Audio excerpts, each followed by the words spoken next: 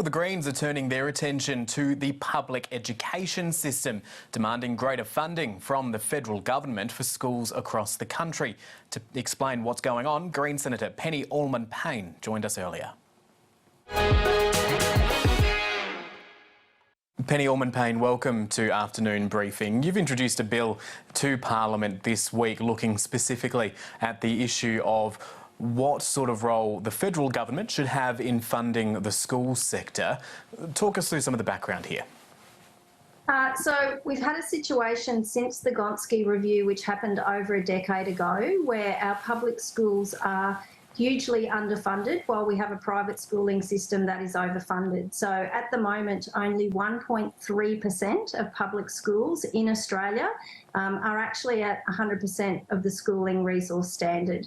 The schooling resource standard is the minimum amount of money that's required to give a young person a basic education. So we currently have a situation where over 98% of public schools in this country are underfunded, and the Greens want to do something about that. When we're talking about that funding, a lot of people may not be aware how the situation currently works when there is a sort of a division of responsibility between the Commonwealth and the state and territory governments. Can you explain what that is? Yes, so we have this arbitrary division between the Commonwealth and the states and territories about how they fund our schools. So at the moment, for public schools, state and territory governments fund 80% of their budgets and the federal government puts in 20%, and it's the reverse for private schools. So the federal government funds 80% of the running costs of private schools, and state governments put in 20%. Now, the problem there is that whilst the federal government is putting in their 20%, the states and territories are either unwilling or unable to fund their fair share, and that means, therefore, that our public schools are grossly underfunded. When we're talking about that position from the state and territory governments that you've just outlined there would be some people out there who would be of the opinion that if schools under the current model are not being properly funded, then that is a failure of the state and territory governments rather than an area that the Commonwealth should be stepping in. How would you respond to that? Well, there's a couple of points there. I think the first thing is to look at the fact that it's the Commonwealth government that actually has the bulk of the revenue streams, whereas state and territory governments are much more fiscally restrained. So it's the Commonwealth government that actually has the capacity to pay. The second thing that I would say is that combined, we actually have a situation where we have really perverse outcomes. So if I use the example of Gladstone, where I am here in central Queensland, just before I came into the Senate, I was a head of department at a public high school.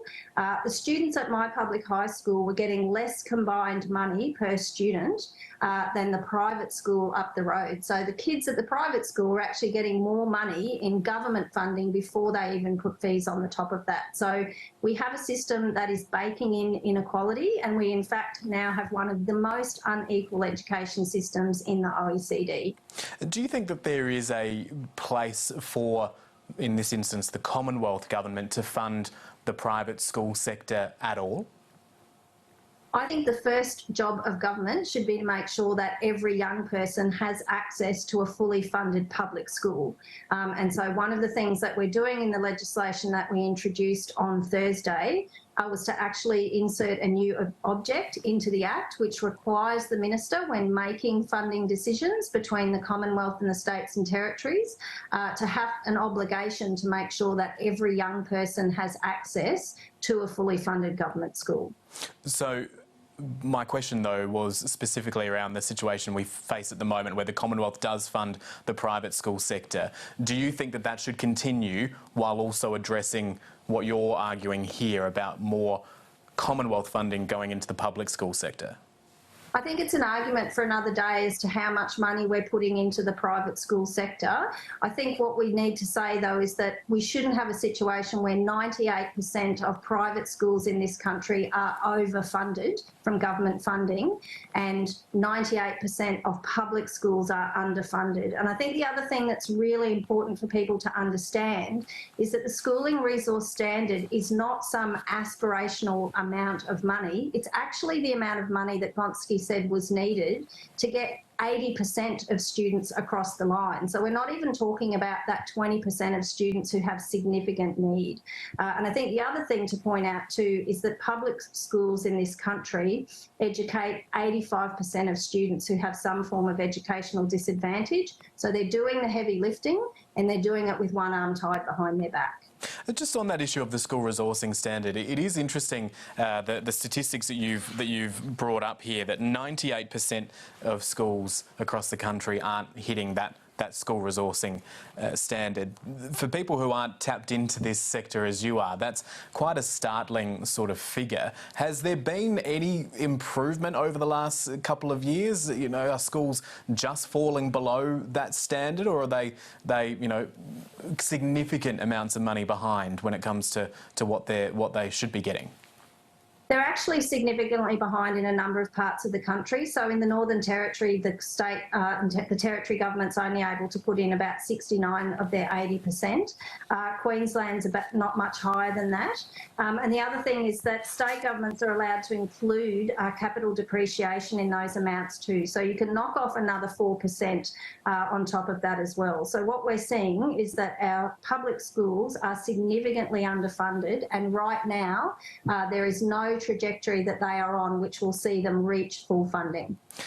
When we're talking about negotiating these sort of agreements between states, territories, the Commonwealth, in any area, they are always very fraught negotiations. No state or territory is willing to give up ground. The Commonwealth also very rarely wants to give up ground. If we're looking at future agreements across the Federation, do you hold out much hope that there can actually be an outcome delivered here that would provide for more, in your words, sort of equitable funding for our schools, or is there going to continue to be a turf war?